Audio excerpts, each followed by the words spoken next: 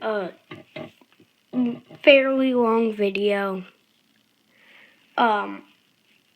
Because I'm trying to name a few big things that will happen in the next few years.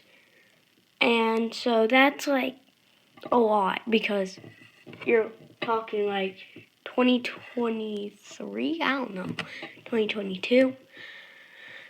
It goes all the way up to having Sam, I like to call him Ehlinger, going to a team, getting drafted in the top 10 picks. From Trevor Lawrence getting drafted this year to the Jags. So, this is what we're going to start today's video off with.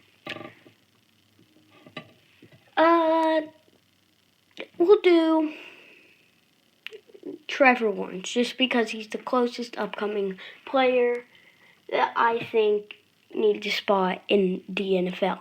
I think he'll go number 1 to the Jaguars, but I have one thing for the Jaguars to think about. What are they going to do with Gardner Minshew after just they get Trevor Lawrence? Like, are they going to... In my opinion, they should keep Gardner Minshew for a year or two, because Trevor Lawrence is obviously a rookie and all that, so you can't expect him to do much. I mean, Joe Burrow's, example, Joe Burrow. He's good, but he's not, super good where he's carrying the whole team already. It takes him a few years to develop. So if you need an actual NFL quarterback to go in, if whoever your quarterback, like a rookie, is not playing well, then you should definitely have a reliable backup, which I think could either be Trevor Lawrence or Gardner Minshew. Or they could alternate. I mean, alternating is always good when you have two good quarterbacks till you find out what to do with them. So I think that is a fair spot for Trevor Lawrence to go. And I think he's going to be a decent NFL quarterback. I don't know if he'll be the best, but right now he's looking like a decent NFL quarterback. Could develop into some superstar, but I'm just saying what I think he'll develop into. So, now that all of that's out the way, we can get to the real stuff. So, the next person I want to talk about is Ja'Marr Chase. And he has an interesting case here, because he's pretty good, really good. But I don't really know where to put him in the draft, because he's kind of a little hard to place. And I wonder if he will go in the top 5. A lot of people are saying that he will go in the top 5. And I, in my mock draft, had him going number 4 to the New York Giants. And I think that would be a good pick for the Giants, because they're getting a wide receiver, which they've been needing after OBJ has been gone. And then Ja'Marr Chase gets his top pick or whatever he cares about. As long as he can develop into a good wide receiver and play as a good wide receiver, he should be decent enough to actually play good in this season. I think it's just what he's capable of. And we all know stars in college, but then they turn out to be a bust in the NFL. Well, you never know about that. The next one is not the last one, but one I talked about in the beginning, Sam Ehlinger. And so I think he has a few teams he could go to. One being the New England Patriots. I think that is because Cam, he's 30 years old. And I know they've lasted till like a 44-year-old quarterback. But I think it would be better for them to go ahead and get a backup. I don't know if they really trust Jarrett Stidham that much that he's literally going to be their future starter. But they should definitely get him because he could be a better starter than a 6th-round draft pick. Next up, we got Penei Sewell. I, in my draft, had him going to the Washington Redskins, I believe. Yes, I did. Washington Redskins. Yep.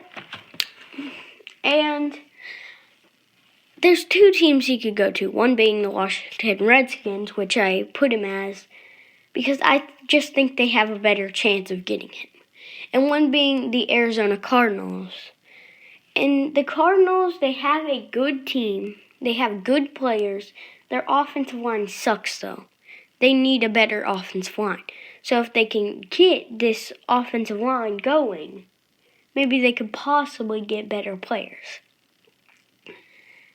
I don't know, just a thought on having a good offensive lineman for a start.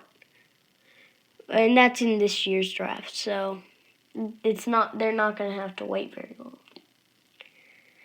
Next up, we have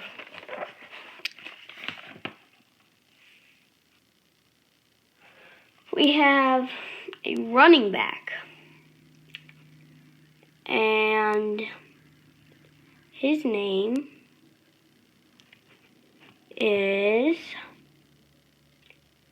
Travis Etienne.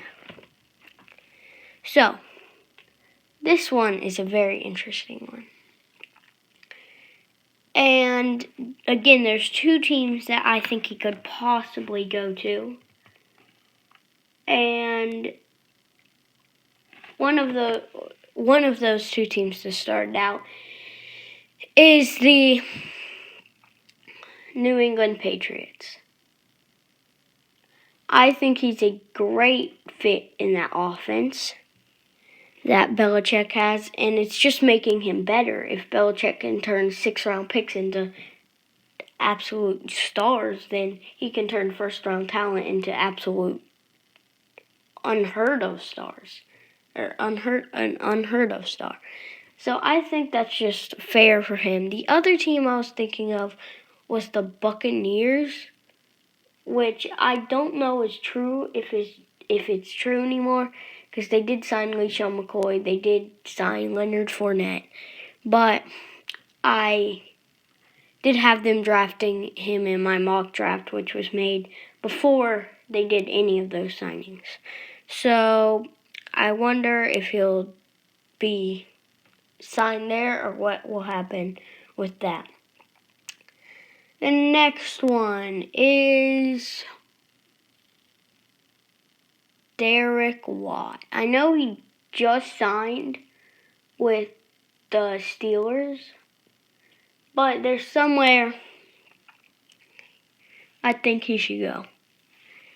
The Eagles could really use him, in my opinion. I mean, they have a decent offense. I would not keep having Carson Wentz as the starter. But since they do, I mean, they might as well get some more protection, get a better fullback. I don't know that he's going to leave the Steelers because his brother's on the team, TJ Watt. So, I don't know if he'll leave, but he's got a fair spot that he can have. And that's basically it. So if you like the video, make sure to like and subscribe. And shout out to the people that have been doing something for my highlights. There might be a lot of them today because I talked about a few different people. And I'll see you guys next time.